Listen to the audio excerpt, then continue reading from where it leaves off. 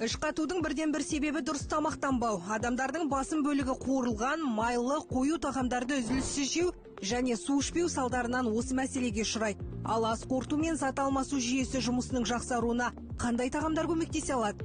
Тамақтануға келетін болсақ, негізі тамақтану клетчаткаға бай және витамин минералдарға бай тағамдардан құралу керек.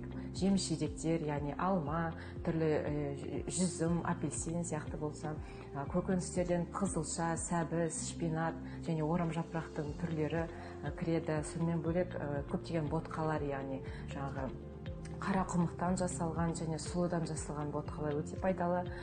Сонымен бөлек кептірілген жеміс-жидектер, яғни курага, изюм деп жатамыз. Сонымен бөлек қара жидек барлығы да организмге өте үлкен жақсы әсерін тигізеді.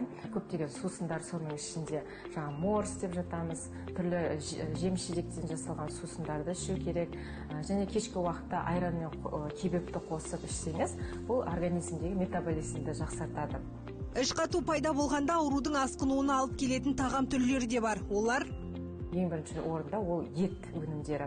Одан кейін күріш, картоп, сонымен бөлек түрлі глютен құрамына кіретін бидай өнімдеріне жасалған, яғни ұнды тағамдар болмайды, және фастфудтар, түрлі қуырылған тағамдар болмайды. Және де жеміс-жидектерден айта кетсем, бұл банан өте үлкен кері әсерін тигізеді, яғни іш қатуының себепкері болады. Сонымен бөлек какао, шоколад және кофені де шектеу керек. Қазіргі таңда осы әрбір отбасымызда қою тағамдарды және майлы тағамдарды жеу өте көп кездеседі. Және сонымен қатар нанды да қосып жеп жатады. Бұл одан сайын сіздің ас қорыту процесіңізге кері әсерін тигізеді. Сондықтан нанды да құрамын қарау керек, яғни цельнозерновой деп айтып жатамыз. Сондай ұннан жасалған нандарды жесеңіз, бұл перистальтиканы жақсартып, сіздің асқазаныңыздың тез қорытылуына септігін тигізеді. Іш қатудың бірден бір себепкері бұл суды аз мөлшерде ішу болып табылады. Сондықтан күндізгі мөлшерін сақтап, яғни 1,5-2 литр суды ішуді ұмытпаңыздар.